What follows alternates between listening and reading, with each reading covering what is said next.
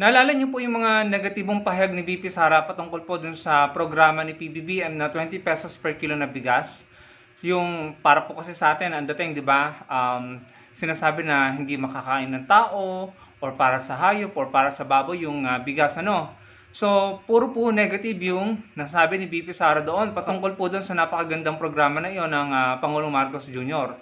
Ngayon, pakinggan po natin itong pahayag ni Jam Magno. Maganda po ang naging pahayag niya dito, no? I think, kung ako po tatanungin nyo, isa pong malaking patama para sa mga taong nagsasalita ng negatibo patungkol po dyan sa programa ni PBBM na 20 pesos per kilo na bigas. Pakinggan po natin. I don't understand people and how they're hating on the 20 peso rice. Let me get this straight. Are you actually expecting 20 peso rice to look like Princess Bea? Did you actually expect the quality to be like Princess Bea? I mean, yeah, given it's 20 pesos, what do you expect it to look like? I mean, personally, I haven't verified that it does look like what it does look like when you look at, posts of people, because I can never actually tell whether you're telling the truth or not with so much fake news going around. But it's not only ignorant, it's also stupid to expect 20 peso rice to look like 60 peso rice. If you don't like the quality, then don't buy it. Don't buy it. Baliko nako, ayaw palita.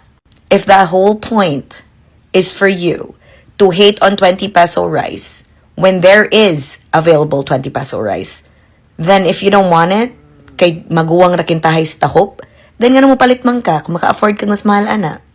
And again, this is not defending the government, it's just telling it like it is. You're stressing out over 20 peso rice now that it's actually there, and you're still gonna find something to complain about.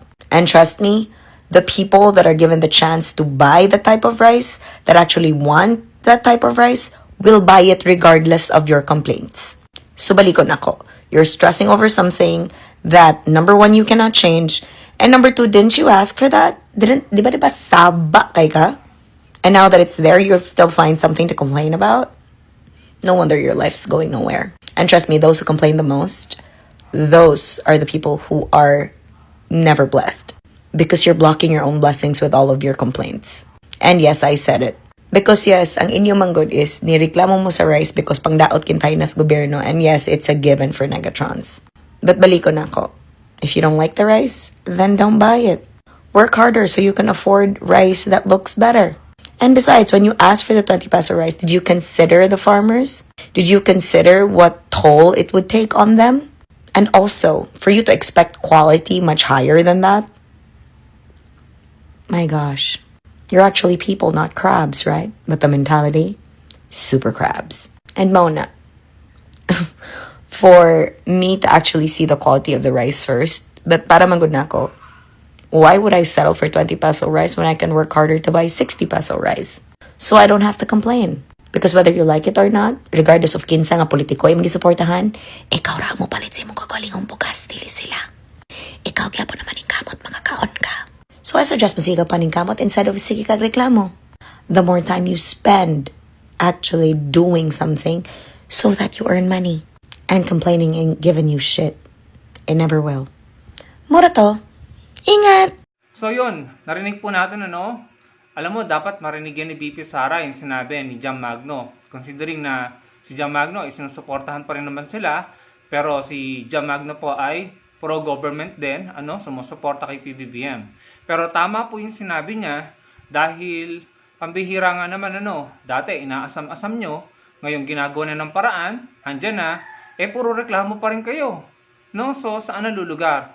Isa pa, yung 20 pesos per kilo na bigas, yung pinapakalat po ng mga troll sa social media, sa X, kitang-kita ko yan, tsaka sa TikTok.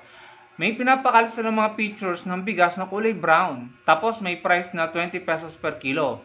Yan po isang malaking kasinungalingan. Hindi po yan yung galing sa gobyerno. Kulay brown po yan. Sa akin po palagay, hindi po talaga makakain ng tao yan. Ginagamit lamang po yung picture na yan para po i-malign at saraan yung programa.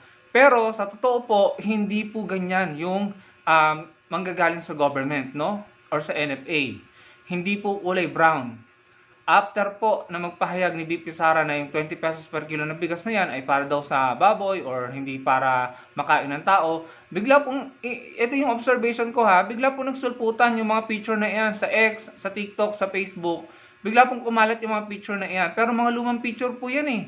Hindi po yan yung galing sa gobyerno, hindi po yan galing sa DA. No, hindi po yan yung manggagaling sa ating gobyerno. So, pinakakalat po yan ng mga troll, wag po kayong maniwala dyan. Totoo, yung mga picture na yan, pero hindi po yan sa kasalukuyang administrasyon. Kung hindi po ako nagkakamali, noong nakarang administrasyon yan, pero hindi naman yan pinamigay eh. No, binenta din yan. Ano? Pero hindi po yan ang manggagaling sa government natin ngayon. Hindi po yan yung tinutukoy na 20 pesos per kilo ng bigas. No? Naniniwala ako na hindi naman po ipapahiya ng gobyerno ang sarili nila na magbebenta sila ng ganyang kulay brown na. And may respeto naman po ang kasalukuyang gobyerno sa mga Pilipino ngayon. Hindi po sila magbebenta ng ganyan na kesyo mura, ganyan na po ang quality. Hindi po, no?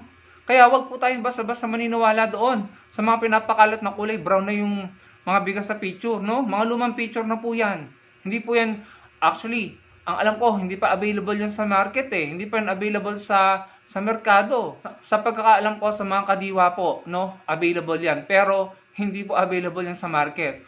Kung meron man kayo makitang ganyan sa market, hindi po yan galing sa government, no?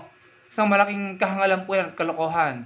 Ginagamit lamang po yung picture na yan para imalain at sirain ng programa. Napakagandang programa.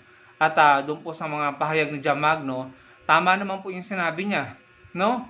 At the end of the day, kung gusto mo ng mas magandang klase ng bigas, magpursige po tayo magtrabaho para makabili po tayo ng mahal na bigas. Pero, yung 20 pesos per kilo na bigas, hindi po yan pangit, no? Naniniwala ako na hindi ipapahiya ng gobyerno ang kanilang sarili at hindi po tayo babastusan ng gobyerno para pakainin ng ganong klase ng bigas, no?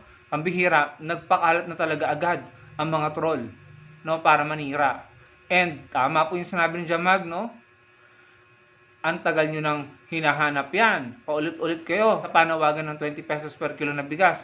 Andyan na, ginagawa na ng paraan ng solusyon, puro naman kayo reklamo. Puro kayo kung ano-ano, hinahanapan nyo talaga ng butas at ng may masabi kayo na negatibo. No? Kahit sino pang nakaupo dyan, kapag hindi nyo talaga gusto, kahit maganda yung ginagawa, hahanap at hahanap kayo ng negatibo para paniwalain ng publiko sa mga naratibo nyo para kayo ang magaling at hindi yung gumagawa ng paraan. Hindi po ba, mga kababayan? Ang nakakasama lang kasi ng loob, gumagawa ng paraan yung presidente, yung gobyerno, si VP Sara, puro pula at negatibo ang sinasabi. Imbis na tumulong siya, magbigay siya ng suggestion, or makipag-cooperate siya kung anong magagawa ng opisina niya para mas mapadali at mas maparami ang mabigyan or mabentahan ng 20 pesos per kilo ng bigas na maganda ang klase. Hindi po ba pwede naman niyang gawin yan bilang siya yung Vice President? For sure, no? Imbes na yung mga confidential fund, no, na hinihingi niya, humingi na lang siya ng regular na mas malaking budget kung gusto niya.